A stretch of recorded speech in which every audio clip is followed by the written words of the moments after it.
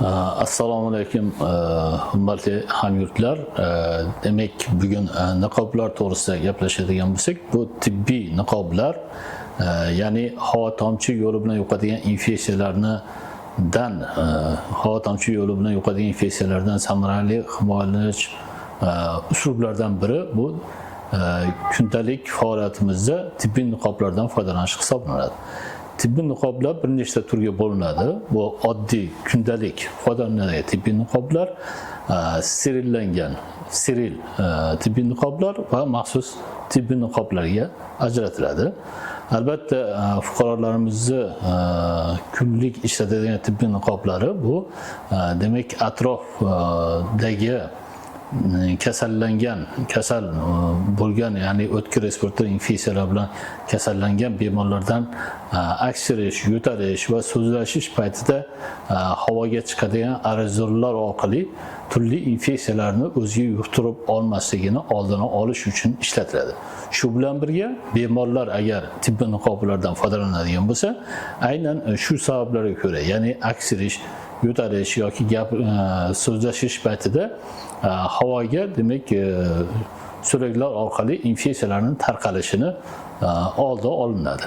Shu sababli ham tibbiy niqoblar asosan o'tkir respirator infeksiyalarini ko'tarishlarida ko'proq ehtiyoj tug'iladi va tibbiy niqobdan to'g'ri foydalanish uchun niqobning foydalanish instruksiyasi, ya'ni uni qo'llanmasiga ko'ra 2 soatdan 6 soatgacha bitta niqobdan foydalanish mumkin bo'ladi.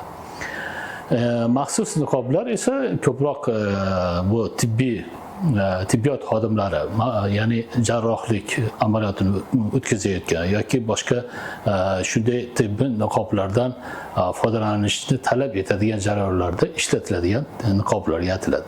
Shu bilan birga niqoblardan tashqari yana respirator, ya'ni havo tomchi infeksiyalarida yoki havoni yuqori ifloslanishida nafas yo'llarini shu tashqi ta'sirlardan himoyalovchi maxsus qoplamlarga ega bo'lgan yana bir niqoblar turi mavjudki, bu respiratorlar deyiladi va respiratorlarning ham bir necha turlari mavjud. Bu respiratorlarni demak ishlab chiqarish tomonidan berilgan qo'llanmalariga asosan foydalanilsa, albatta aholini demak turli havo tomchi yo'li orqali yuqadigan infeksiyalardan va shu bilan birga zararlangan yoki ifloslangan havodagi ba'zi bir dispers moddalar orqali yuqori nafas organlarini zararlanishidan, shikastlanishidan asraydi.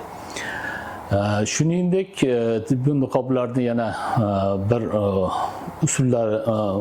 turlari mavjudki, bu demak maxsus ishlab chiqarilgan niqoblar hisoblanadi. Bu niqoblardan ko'proq turli xavfli qo'zg'atuvchilarni aniqlashga mo'ljallangan, demak laboratoriyalarda mutaxassislarni aynan shu qo'zg'atuvchilar bilan kontaktda bo'lib, u bilan muloqotda bo'lib, keyinchalik kasallanishini oldini olish uchun ishlatiladigan niqoblar hisoblanadi.